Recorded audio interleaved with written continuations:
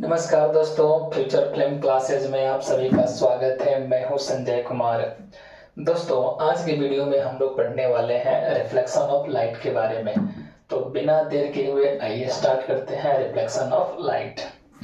दोस्तों, जैसे कि आप लोग देख पा रहे हैं, when light strikes a surface, जब प्रकाश जो है वह किसी सरफेस से टकराती है, and returns back to the same medium, और वापस अपने ही माध्यम में लौट जाती है, this phenomenon is called reflection of light. इस परिघटना को हम लोग जो है रिफ्लेक्शन ऑफ लाइट के नाम से जानते हैं।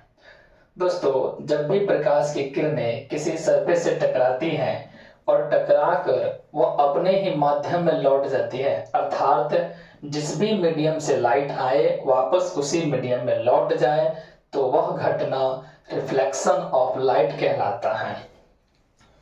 As a result of reflection of light, अर्थात लाइट के रिफ्लेक्शन के परिणाम स्वरूप intensity and amplitude decreases while the remaining wavelength and frequency do not change. Light के रिफ्लेक्शन के पश्चात या उसके परिणाम स्वरूप लाइट का इंटेंसिटी और लाइट का एम्पलीट्यूड या दोनों जो है डिक्रीज हो जाता है, घट जाता है, लेकिन लाइट का फ्रीक्वेंसी और लाइट का वेवलेंथ इनमें कोई परिवर्तन नहीं होता है। Reflection of light occurs according to certain rules which are called the laws of reflection of light। प्रकाश का जो परावर्तन होता है, अर्थात लाइट का रिफ्लेक्शन जब भी होता है तो वह कुछ निश्चित नियमों का पालन करता है। उन्हीं नियमों को हम लोग लॉज ऑफ रिफ्लेक्शन के नाम से जानते हैं। दोस्तों, प्रकाश का परावर्तन कह लीजिए या फिर रिफ्लेक्शन ऑफ लाइट कह लीजिए, जब भी यह परिघटना होता है तो वह कुछ नियमों का पालन करता है। उन्हीं नियमों को हम लोग लॉज ऑफ रिफ्लेक्शन के नाम से जानते हैं। दोस्तों, लॉ ऑफ रिफ्लेक्शन जो है यह दो होते हैं, या कह सकते हैं रिफ्लेक्शन ऑफ लाइट के दो नियम होते हैं। पहला कहता है the incident ray, the reflected ray and the normal will all lie in the same plane. Incident ray, reflected ray और नॉर्मल तीनों जो है वह एक ही प्लेन पे लाई करते हैं, अर्थात किसी सरफेस के एक ही बिंदु पर आपतित होते हैं। Next, the angle of incidence I will be equal to the angle of reflection R। Angle of incidence I और एंगल ऑफ रिफ्लेक्शन R दोनों का मान जो है इक्वल होता है। आइए समझते हैं यहाँ दोस्तों।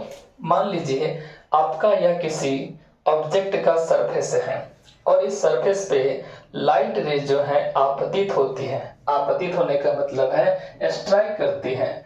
तो जब भी कोई लाइट रे स्ट्राइक करता है तो इस रे को कहते हैं इंसिडेंट रे। ध्यान दीजिएगा दोस्तों, इसे कहते हैं इंसिडेंट रे। और यह इंसिडेंट रे ऑब्जेक्ट के जिस पॉइंट पे स्ट्राइक करती है उस पॉइंट को कहते हैं पॉइंट ऑफ इंसिडेंस। दोस्तों, इसे कहते हैं पॉइंट ऑफ इंसिडेंस। ध्यान दीजिएगा, जब भी कोई इंसिडेंट रे किसी ऑब्जेक्ट के सरफेस से टकराती है और टकराने के बाद वापस अपने ही मीडियम में रिटर्न हो जाती है, तो उस परिघटना को कहते हैं रिफ्लेक्शन ऑफ लाइट। तो जो रे इस सरफेस से टकराई उसे तो कहेंगे इंसिडेंट रे, और जो रे रिफ्लेक्ट होकर चली जाएगी उसे कहेंगे रिफ्लेक्टेड रे।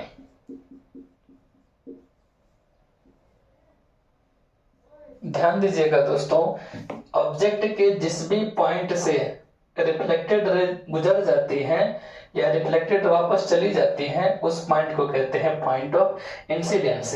दोस्तों, मान लीजिए कि आपका यह जो है किसी ऑब्जेक्ट का प्लेन है, मतलब किसी ऑब्जेक्ट का सरफेस है।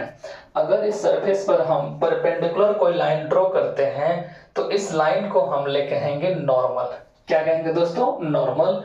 तो इसी पॉइंट पे हम एक नॉर्मल ड्रॉ कर लेते हैं।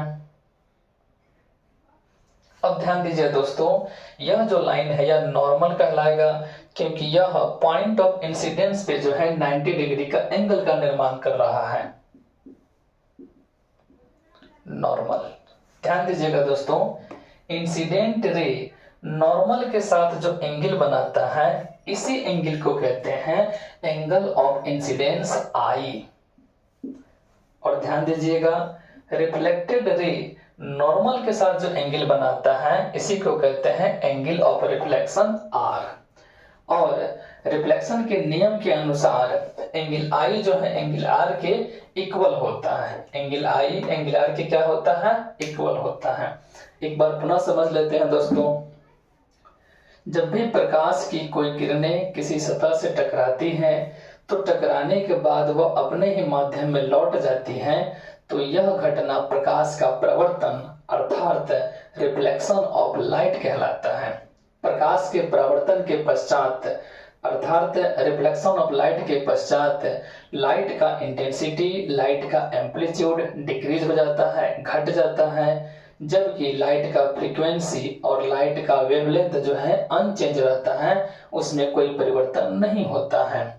लाइट का रिफ्लेक्शन होने के पश्चात या होने के क्रम में यह कुछ नियमों का पालन करता है। उन नियमों को लॉ ऑफ रिफ्लेक्शन के नाम से जानते हैं। प्रकाश के परावर्तन के दो नियम होते हैं, अर्थात लाइट ऑफ रिफ्लेक्शन के दो नियम होते हैं।